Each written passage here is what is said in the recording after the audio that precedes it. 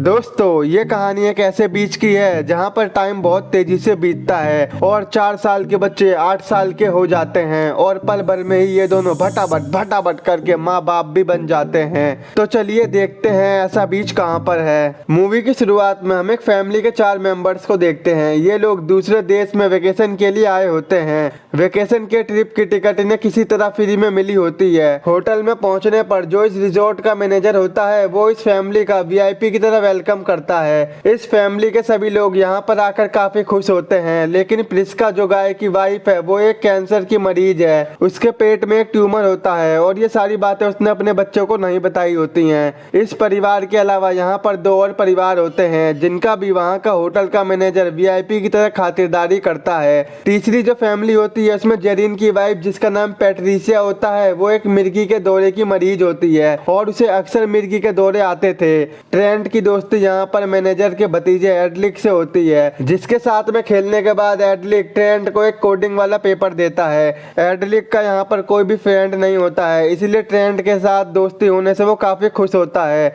अगले दिन वो मैनेजर इन सभी फैमिली वालों को मजे कराने के लिए बीच पर जाने का प्लान बनाता है और वो इन्हें बताता है कि इस बीच पर कुछ ही लोग जाते हैं जो हमारे लिए खास होते हैं या फिर वो वीआईपीस होते हैं। ये सुनकर वो सभी काफी ज्यादा एक्साइटेड हो जाते हैं और अगले ही दिन बीच पर जाने के लिए निकल जाते हैं। इनके साथ ही एक और फैमिली होती है और ये सभी जल्दी वहां पर पहुंच जाते हैं। बस का ड्राइवर बस को मंजिल से पहले ही रोककर उनको बीच का रास्ता बताकर वहां से चला जाता है। अब ये सभी थोड़ा बहुत चलकर आखिरकार बीच पर पहुंच जाते हैं। ये बीच काफी मस्त और शानदार होता है और सभी बच्चे यहाँ पर खेलना और मौज मस्ती करना शुरू कर देते हैं। दूसरी फैमिली में जॉन और उसकी वाइफ क्रिस्टल और उनकी बेटी कैरा होती है। कैरा ट्रेंट और मैडॉक्स के साथ खेलने लगती है। खेलते समय बच्चों को इस बीच पर कुछ पुराने सामान पड़े हुए मिलते हैं। ऐसा लगता है कि पहले जो फैमिलीज यहाँ पर आई थी वो अपने सामान को ले जाना भूल गई थी। ट्रेंट हाइड एंड सीक खेलते समय पानी के अंदर छिपा होता है तो उसको वहाँ पर एक लड़की की लाश दिखती है, जिससे वो डर जाता है और चिल्ला के अपनी मॉम के पास जाता है। सभी लोग उस लड़की को पानी से बाहर निकालते हैं। तभी वहाँ पर एक और आदमी आता है जिसका नाम सुडान था। ये यहाँ पर पहले से ही था। जब ये इस लड़की को देखता है तो ये कहता है ये मेरी गर्लफ्रेंड है जो कि पानी में स्विमिंग करने गई थी और मैं कब से इसी का वेट कर रहा था। सुडान की नाक से खून भी निकल रहा होता है, जिससे सबको शक होता है कि शायद उसने अपनी गर्लफ्रेंड को मार डाला हो और उसने अपने बचाव के लिए इस पर हमला किया हो। मगर सुडान यहाँ पर बार बार इन सभी को यकीन दिलाता है कि उसने अपनी गर्लफ्रेंड को नहीं मारा है। दूसरी साइड जॉन की मॉम के सीने में दर्द होना शुरू हो जाता है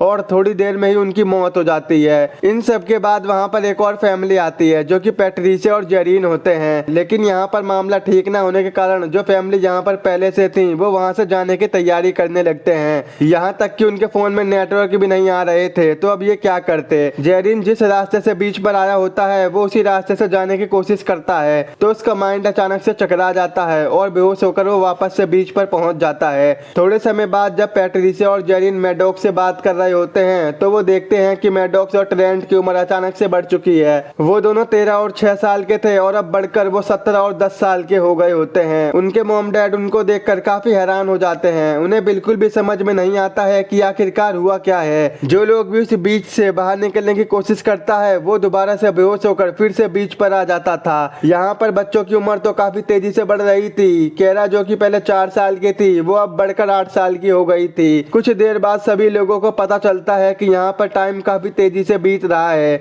जिस वजह से सभी लोगों की उम्र बढ़ती जा रही है। जो लोग पहले से ही बड़े हैं उनमें तो ज्यादा बदलाव नजर नहीं आ रहा था, मगर जो बच्चे छोटे थे उनका शरीर काफी तेजी से बदलता जा रहा था। और यहाँ पर जितने भी लोग हैं उनकी फैमिली में से कोई ना कोई एक बीमारी से पीड़ित होता है। पैट्रिसिया को मिर्गी के दौरे होते हैं, प्रिस्का के पेट में ट्यूमर होता है, सुडान को भी एक रेयर बीमारी होती है जिससे उसके नाक से खून आता रहता है और जॉन को दिमागी प्रॉब्लम होती है। जॉन के मन में अचानक से कुछ ऐसा आता है जिससे वो सुडान के मुंह पर चाकू से कट मार देता है, लेकिन कुछ सेकंडों में ही वो बिल्कुल पहले जैसा ठीक हो जाता है क्योंकि समय के काफी तेज चलने की वजह से घाव तुरंत ठीक हो जाता है। वहीं प्रिस्का का ट्यूमर भी टाइम के साथ बढ़ता जा रहा था, जिससे उसके पेट में दर्द होना शुरू हो जाता है और देखते ही देखते वो बेहोश हो जाती है। प्रिस्का को बचाने के लिए उसके पेट से ट्यूमर को बाहर निकालना जरूरी था, इसीलिए गाय बिना देरी किए प्रिस्का के पेट से ट्यूमर निकालने का फैसला करता है। जॉन अपने चाकू चाकू की मदद से प्रिस्का के पेट पर कट मारता है, लेकिन वो 1 सेकंड से पहले ही ठीक हो जाता है। इसीलिए वो सभी एक आइडिया लगाते हैं कि एक तरफ हम लोगों के कट मारने के बाद हमें उसे खोल के रखना होगा।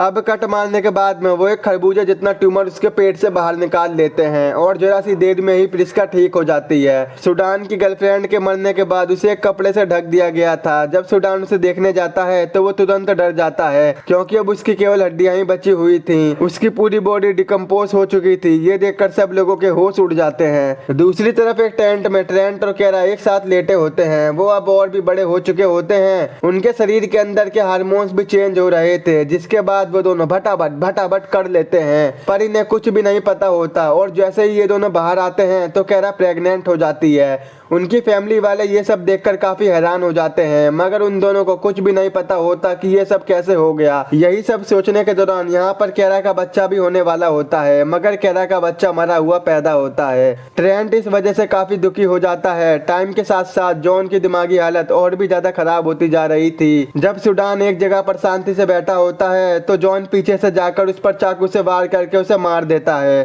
सभी लोग इससे बेहद परेशान हो जाते हैं। वो अब इस जगह से बाहर निकलना चाहते थे, मगर ये यहाँ से कहीं भी नहीं जा सकते थे। अचानक से केरा के दिमाग में एक आइडिया आता है और वो पहाड़ के ऊपर चढ़ के यहाँ से निकलने की कोशिश करती है, पर ऊंचाई पर जाने के बाद ही उसका माइंड काम करना बंद कर देता है, जिससे वो नीचे गिर जाती है और वो भी मर जाती है। केरा के मरने के बाद ट्रेंट पागल सा हो जाता है। वहीं पैट्रिशिया को दौरे आने की बीमारी होती है, लेकिन काफी टाइम से उसे एक भी दौरा नहीं आया होता है। लेकिन आज उसे मिर्गी का दौरा आ ही जाता है, जिससे उसकी भी मौत हो जाती है। धीरे धीरे क्रिस्टल की सारी सुंदरता खत्म हो जाती है। रात होने पर प्रिस्का और गाय दोनों बूढ़े हो जाते हैं और अब जॉन का दिमाग पूरी तरह से पागल हो चुका होता है। वो किसी के ऊपर भी हमला करने लग जाता है और वहीं अपने बचाव के लिए प्रिस्का जॉन पर एक चाकू से हमला कर देती है, जिससे वो भी मर जाता है। सभी लोगों के मर जाने के बाद बस अब एक ही फैमिली जिंदा बच पाती है, लेकिन टाइम का इतनी तेजी से चलने की वजह से प्रिस्का और गाय की भी मौत हो जाती है और अब सिर्फ यहाँ पर ट्रेंट और मैडॉक्स ही बचे होते हैं। अगले दिन हम देखते हैं कि ट्रेंट और मैडॉक्स अब पूरी तरह से जवान हो गए थे।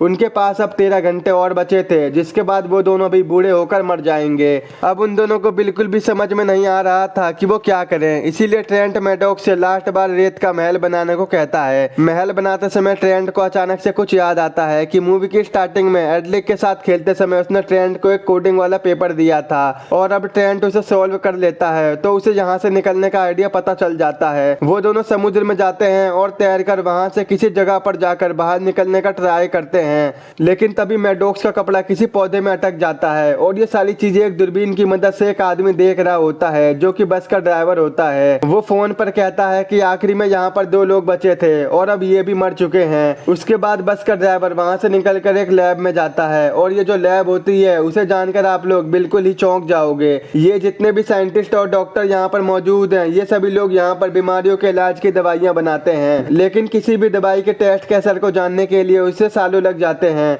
जिससे कि ये पता चल सके कि कौन सी दवाई ठीक है और कौन सी दवाई काम नहीं कर रही है। ये सभी लोग दुनिया से बीमार लोगों को ढूंढकर सब लोगों को टूर के बहाने यहाँ पर बुलाकर अपनी मेडिसिन के टेस्ट इस बीच की मदद से करते हैं, जिस पर उम्र काफी तेजी से बढ़ती है। वो सभी लोग यहाँ पर अपनी मेडिसिन का उन पर ट्राई करते हैं। रिजॉर्ट का मैनेजर अगले दिन एक और नए टूरिस्ट का वेलकम करने जाता है। तभी वहाँ पर मैडॉक्स और ट्रेंट आ जाते हैं, जिनको वो लोग मरा हुआ समझ रहे थे, वो असल में मरे नहीं होते हैं। वो दोनों लोग उस समुद्र से बचकर बाहर निकल जाते हैं और सभी लोगों के सामने आकर मैनेजर की पोल खोल देते हैं। ट्रेंट और मैडॉक्स वहाँ पर सभी लोगों को बता देते हैं कि यहाँ पर क्या होता है। सिर्फ एक ही दिन में 6 साल का बच्चा एक जवान आदमी में कैसे बन गया।